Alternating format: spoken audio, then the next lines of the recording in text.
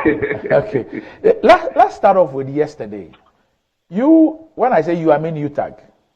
You were on all fours with organized labor as far as the demands on government with respect to dealing with the menace of mining, the negative impact of mining on us was concerned.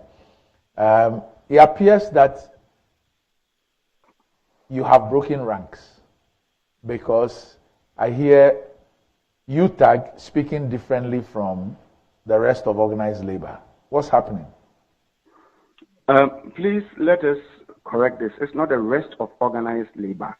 Okay. What happened yesterday was the decision of Joshua Ansah and the Gyampo. They took a decision, and it's not the rest of the organized labor. Now I would explain. Okay. So I think a week today, Thursday, President invited Joshua Ansah and Gyampo, and then I think a few others to a meeting during which, after we had said that we're going to go on strike on the 10th, effective since today, we're going to commence our industrial action. The President invited them to a meeting during which some proposals were outlined by the President about how he intends addressing the menace of Galamsey. Now, because we had given them marching orders to bring back to us everything that is discussed with them, they met us on Monday. On Monday, when they met with us, they outlined or they briefed us about what the President outlined for them in dealing with the menace. And the meeting unanimously decided that, look, these are not radical measures enough to end the Galamsey. What was the President saying? Number one, I'm going to partner you to fight Galamsey. What does that mean? Number two, I'm going to deploy soldiers to go there to fight them. So we've seen some before. Number three, I am going to set up 14 courts that would help to deal with issues of arrest of people involved in illegal mining. Number four, I am going to repeal the mining and the LI that allow people to go into the forest to destroy it. Doctor, look at this. We are even talking about this. We so at one point in time gave the order to people to go to our forest to destroy it. Okay, the President says, I'm going to repeal that LI. And so these were the things that were outlined to us. Organized labor looked at them and felt that they were not enough. Some of us felt that, look, at least a temporary moratorium on mining, so that if for nothing, about a week or so, would enable the entire nation to have a kind of a national dialogue and conversation about what we all can do. You know that it isn't everybody who know the difference between legal and illegal mining.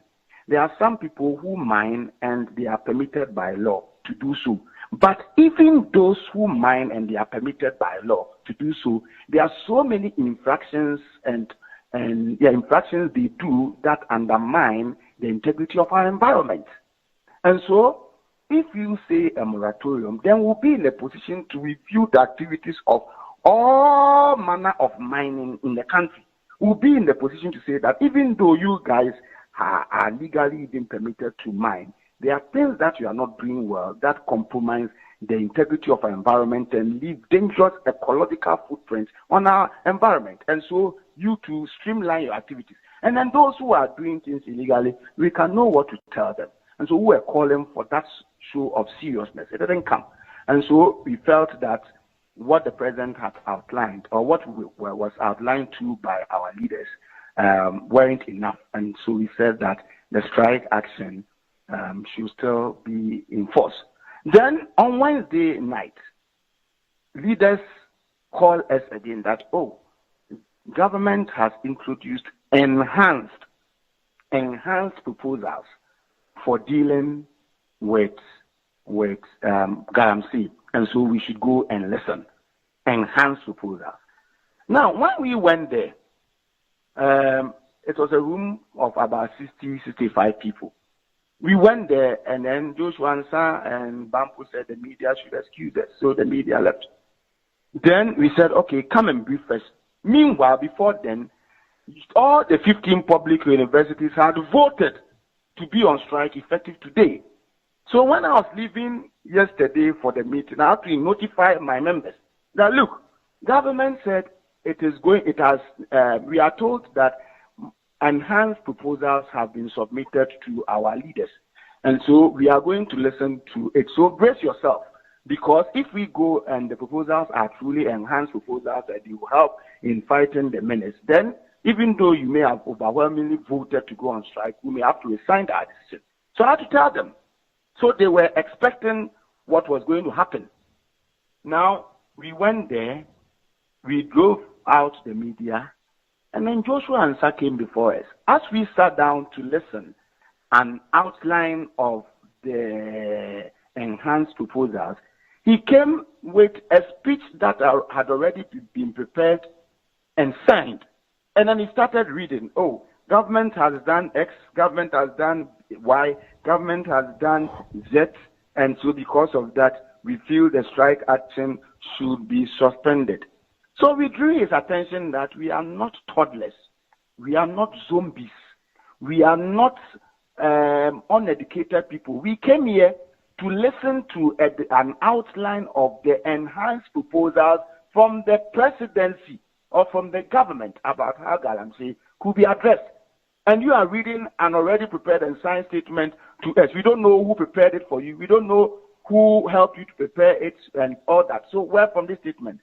We took a session to this, and then he and Gyampo and co apologized to us for doing that. So they put away that statement. And then they started, and we said, okay, so tell us, what are the new things that the government said it is going to be doing? Then they outlined the same things that had been outlined to us on Monday, which we had discussed and rejected. But to be fair, the only thing that they added, which some of us felt were inconsequential and really not anything new, was that for the first time they mentioned the date. The date was to the effect that, Parliament reconvenes on the 15th. And so on the 15th, we would ask the minister to go to Parliament to table a motion for the withdrawal of the LI. That's the only thing that was different. The mere mention of the date 15th. And we are saying that some of us were of the view that, well, if the 15th comes and the minister says, well, I am preparing to table that motion, he may be preparing in perpetuity.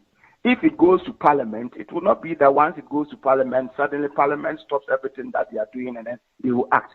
So our fear was that once these processes may be ongoing, some people may also be doing their own thing to compromise the integrity of our water bodies, behind the scenes. And so we felt that government have also led to a serious trust deficit in the kinds of things that they tell us that they will do. So we saw many of the things that were outlined as interventions that were just aimed at preventing us from striking to ensure they do what is right. And so whilst Joshua Ansah, whilst the meeting was ongoing, whilst they had outlined the kinds of things which we told them that they were the same things that were outlined to us on Monday, and so we couldn't accept them. Others also got up to speak their mind. We were in the process. It's a meeting of about 65 people. Just about 5 people had spoken.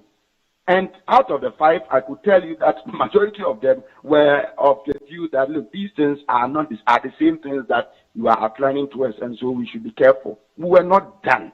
Then Gyampo calls in the media. And once the media gets in, you cannot talk. Gyampo calls in the media. I say, come, please come.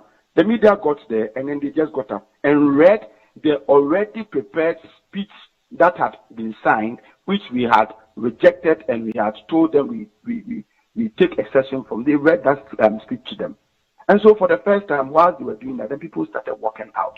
It was rancorous, it was acrimonious, insulting, and all that. People just walked out, and then they left.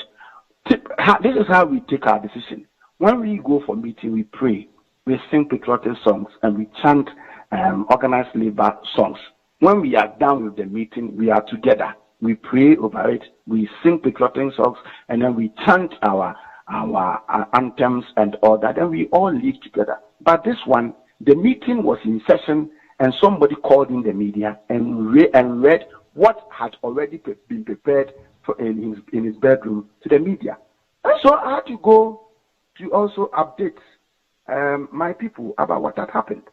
And they said, well, if organized labor or the leaders of organized labor would want to go this route and abandon the fight like this, then so be it. But for UTAG, we would want to remain the conscience of the nation. We'll do what is right. So that is what happened. It was also the decision that was taken by organized labor. It was something that had already been prepared, and we wanted to read. We caught them. We drew their attention. They apologized. The meeting was in session. It was rancorous. There was no consensus. Then they called in the media and read what they had already prepared. And this is not what the meeting decided. And whatever they read, it did not even factor some of the interventions and suggestions that had been made. They just read it. That's all. That's all about what happened. Right. Now, Prof, at the end of August, when organized labor made those demands on government and gave government a 1-month ultimatum to deal with the issues, organized labor was specific in terms of what it wanted government to do. And these 4 were outlined. One had to do with the revocation of the LI. I think the second one had to do with the declaration of a state of emergency around the river bodies and forest reserves. And then we also had the issue of the setting up of the special courts to deal with these issues. And I think there's a 4th one that appears to have escaped me. Now, these were specific demands that were made of government by organized labor. Now, organized labor met with their interministerial committee, and then after that, they actually issued a statement at the end of September, indicating that you were going to go on a strike action from the 10th. Okay. Now, when you said that you were going to go ahead with a strike action, organized labor also indicated that, well, the ball was in the court of government. I mean, government has to accede to their demands, and once those demands are met, there will be no need for a strike action. From the statement issued by organized labor, it appears that it is convinced that the revocation of the LI, that the president has directed the minister responsible for lands and natural resources to submit a memo for the revocation when parliament reconvenes on Tuesday, October 15. The redeployment of the military and other law enforcement agencies to flush out illegal miners from water bodies and forest reserves, and that the military is now supporting the forest guards of the Forestry Commission to protect the forest reserves. The government is working with the judiciary, and they've already established 14 dedicated courts, 7 high courts and 7 circuit courts to handle illegal mining cases, and they're collaborating with organized labor and other stakeholders to fight illegal mining. Government has asked organized labor to nominate representatives to be part of the stakeholders committee to fight illegal mining, and also government supporting the call by organized labor for all presidential candidates to sign a pact. They believe that per these commitments or these assurances, government has acceded to organized labor's demands. No, my doc, they are just not being honest and truthful. These same things that they said they are convinced about, they were the very things that were outlined to us on Monday, just this Monday that has passed. So government said it is going to do X, Y, Z, and we say we are not happy about that. Then on Wednesday, government comes with the same X, Y, Z, and then some people say we are certainly happy about that. what do you think we'll be doing to ourselves in terms of our ability to and our competencies in analyzing situations and analyzing issues? So they were the same things. And look, even if the two who led felt that they were convinced, wasn't it also part of leadership for them to carry all on board? Why did they get to the meeting with an already prepared and signed statement? And why didn't they allow the meeting to buy into what they had already prepared and signed? So please, it is never the case. I do not accept this as a decision of organized labor. I'm sure you may have been told NAT, NAGRAT, and other labor unions came there. They were angry. They boycotted. They left the meeting. The meeting never ended. So if the meeting did not end, by what means are you able to do a conclusion and communicate the same conclusion to the press? So it was never a decision of organized labor. It was a decision of some two people. Okay, Prof. But as we speak, with the exception of UTAG, what you describe as a decision by two people appears to be in effect. Well, it appears to be in effect because people were not allowed to talk.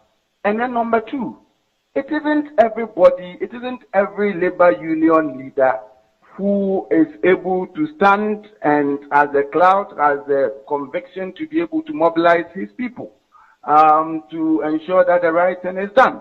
And so many of the union leaders look up to the TUC and the CLOSAC men to shape their directions and actions. As I speak to you, I can forward to you the number of messages from individual labor unions that are being sent to some of us, commending what we are doing. And last night, some of them were saying we should form a concerned labor union association. Some of them, they said, no, given the way things are going, let us all come together and then have our own union too. And so they are not happy. But like I said, some of them, they look up to Gyampo and Ishwansa for direction. And they cannot speak publicly. So they are doing things behind. I will not lie to you. Some called yesterday, said we are not happy what is going on. Can we partner? Can we all come together to have a concerned labor union? And that will be different from the existing one. And he said it's something that is worth exploring. And they can give that kind of bogus leadership.